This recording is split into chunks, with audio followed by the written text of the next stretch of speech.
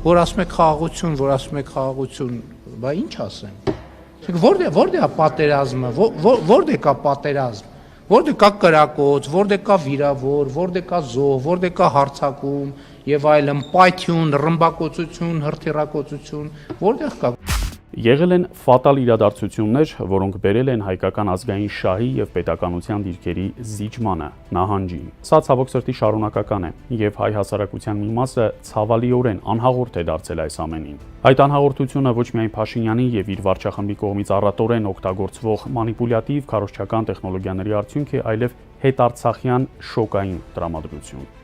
Մեր քննարկման թեմաներն ու խնդիրները վերջին տարիներին մեծ հաշվով չեն փոխվել։ Եթե նույնիսկ մտովի հետ գնանք այս տարվա հունվար, մեր սպասումները ահագնացող տեղեկատվական հոսքերը նույնն են մնացել, նույնիսկ սաստկացել են։ Մեկ տարի առաջ ասում էինք, որ Փաշինյանի վրա մեծ պահանջ եւ առաքելություն է դրված իրականացնելու սահմանադրական փոփոխություններ։ Դրան հաջորդեց անկախության հռչակագիրը փոփոխելու եւ այն սահմանադրական բազայից անելու թեման։ Հետո մենք բախվեցինք մի խնդրի, երբ նա լեգիտիմության ընկալումների հետ էր մտավարժանքներ անում, ապա հայոց պատմություն, Հայաստանի պատմություն, Արագած Արարատ դիսկուրսը։ Վերջին մտավարժանքն Արցախյան հիմնախնդրի վերաիմաստավորման եւ դրա հնարավորությունների մասին է։ Վերջին փուլը փաստորեն դարձյալ հայոց պատմություն, Հայաստանի պատմություն դիսկուրսն է։ Եթե հետևենք պատումների այս ամբողջ ընթացքին, պետք է արձանագրել կորուստներից եւս մեկը։ Դա Տավուշի շրջանների, գյուղերի, հայկական իրավատեր հողերի ուղղակի հանձնումն էր, որը մեծ մանիպուլյացիաների եւ ջանքերի միջոցով իրականացվեց որպես խոստում եւ տեղ գտավ մեր իրականության մեջ։ Որպես անվտանգության երաշխիք Հայաստանի Հանրությանը հրամցվեց սյունը,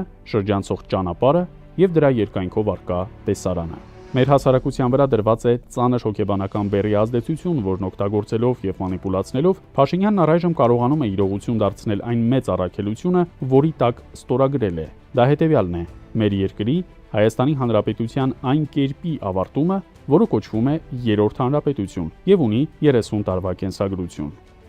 Մենք կարող ենք հավատալ այդպիսի մարդու քաղաքականությանը կամ հավաստիացումներին, որ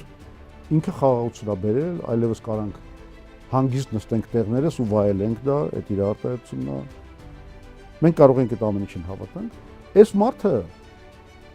մեծագույն շնորհք ունի ցանկացած վիճակը դարձնել ել ավելի անտանելի ու ավելի վատ։ Հարց է, թե արդյոք Փաշինյանն իր առաքելության խորությունն ունակ է լինելու իրագործել քաղաքականապես։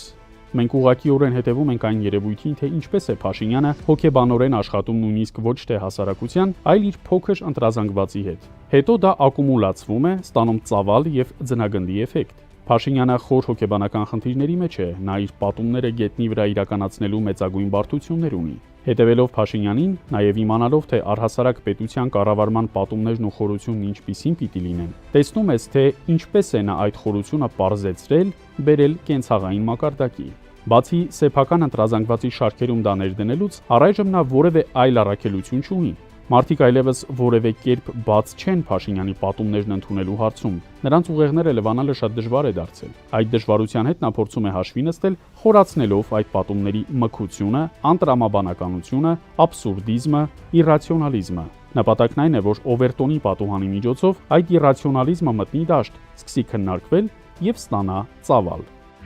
Պետք է այնպիսի օրակարգ ստեղծել, որպեսզի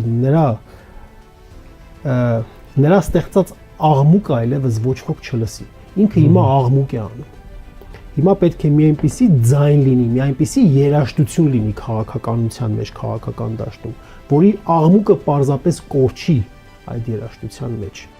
Երբ Փաշինյանն Արցախյան հիմնահարցի շուրջ Հայաստանի նախկին 3 նախագահներին հրավիրեց հրապարակային բանավեճի, ստացավ ցնցող եւ իրեն ավերող պատասխան։ Տեր-Պետրոսյանը լավ ձևակերպեց. քննարկելու բան չկա, Փաշինյանի ձեռքի տակ են բոլոր փաստաթղթերը, բայց նա ոչ թե դրանք կարդում եւ հասկանում է, այլ մեկնաբանում հոգուտի իրեն։ Որոշիր հարգելի քաղաքացի, թե որ երեսն է ճիշտ։